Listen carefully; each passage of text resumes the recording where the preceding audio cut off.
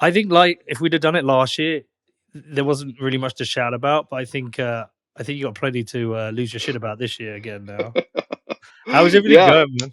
Everything good. ready, or is it chaos? No, it's chaos. Every year is chaos when you're this close to the event. It's like when you're about 45 days out, we go through like our annual canceling moment. So like every year we get boycotted by somebody. Like for some reason, about 45 days out, it happens like perfectly. This year it was Ordinals. Last year it was the Cuban Exiles. It was the San Francisco Feminists. The year before that it was because of COVID. We also got canceled over Surfer Jim. I don't know if you remember the whole like Chamath thing where Chamath tried to dunk on Surfer Jim and it kind of Oh, blew up in his face. yeah, and he didn't come, did he? He blew it off. Did it come? So every year, about 45 days, there's like a big drama. And then, when we get to about under 3 weeks, like the final 3 weeks, like anything new, it gets stopped like 30 days out. And then the final 3 weeks is like, oh shit, we forgot this, we're missing this. And it's just scramble, scramble, scramble, scramble. So the whole team is like going hard, but it's all coming together. It's going to be very nice. Mate, we did our first live event in Bedford recently for 150 people, and it nearly killed me. 150 people, and I was nearly dead. Yeah, man. Event organizers, they don't get any respect. It's like you're always like, oh, you're just throwing an event. What's so hard about that? But there's a lot of details, a lot of details. Just like a line item budget for the conference is, 15, 1600 line items. And each of those line items is a consolidated line item. So like maybe there's, 30 or 40 line items that fall underneath that. So, I mean, it's a massive production that takes, I think our event team is like probably a dedicated 30 people that just work year round just on the event. And then there's more that work on it for like when we're in go time. So I see you've been yeah, sneaking some guests in recently as well. So Tulsi Gabbard is in. yeah, yeah, That's a yeah. get. That's a good one. We got a few good ones. We got David Marcus from was formerly of the evil empire of Facebook, but Yeah. now building a Lightning startup that I think he's revealing basically what they've been working on, and he's kind of dedicated the rest of his career to building on Lightning. We just announced RFK yesterday, which was pretty cool. You need to talk to RFK while you're. Holy shit. You didn't see that? No. Yeah.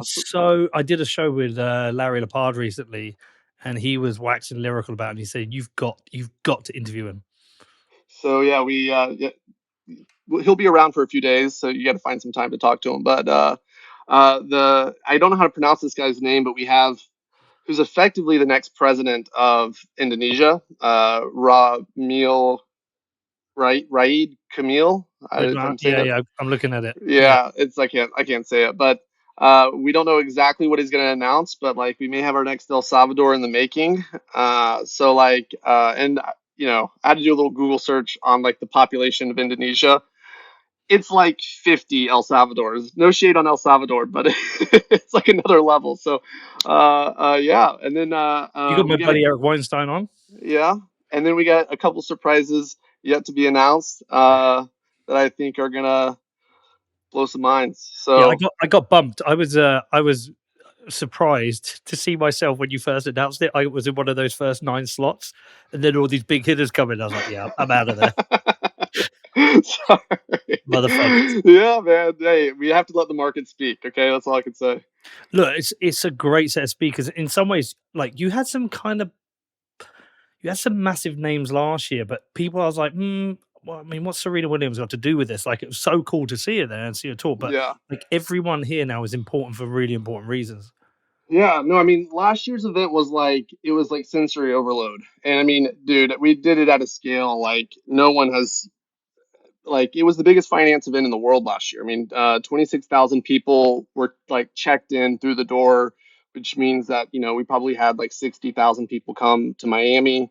And yeah, it was overload. People didn't even know what was going on because it was so much stuff. Like Tucker and Carlson was there doing like a private, like, he did a speech to like 20 people in like some side away room. No one even knew what was going on. We had like the most random assortment of people there. So this year, the event's like half as big as last year. We have like, let's call it 12,000, 13,000 people. And we've compacted the footprint. So like last year, the footprint was bigger than the Super Bowl.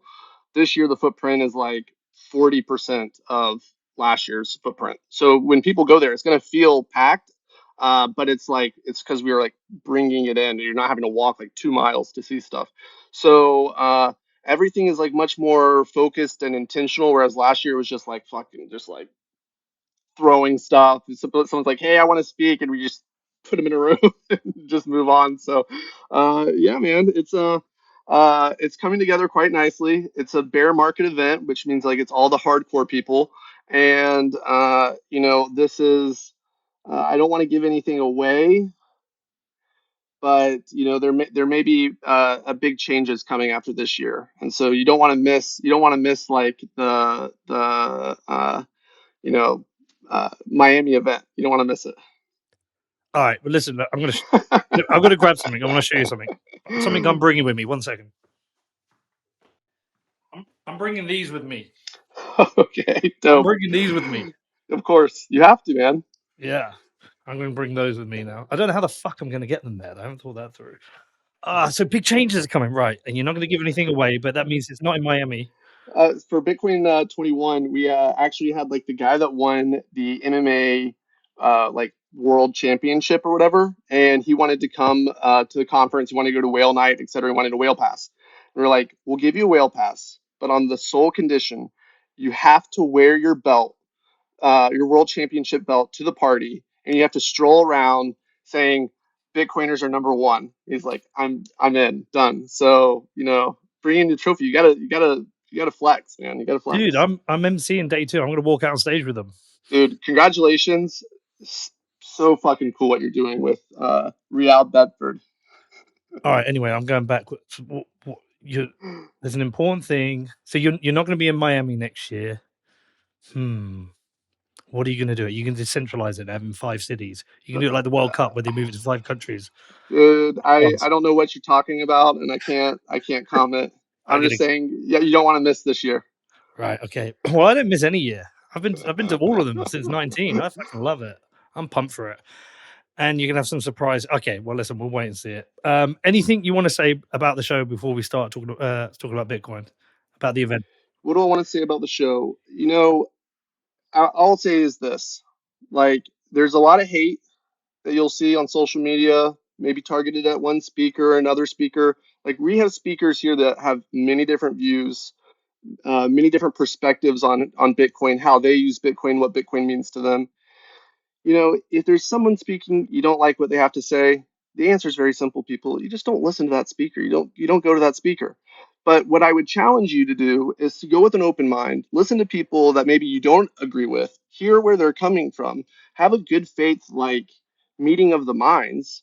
And the goal is to walk away with this conference inspired to go do something. Like, be inspired to get off your keyboard, to get off Twitter for a few minutes and go create something. And if you don't like what somebody has to say, go create the thing that you think is a better version of what they're saying. And if you do like what somebody has to say, figure out how you can join forces with them, work with them, and push forward that initiative.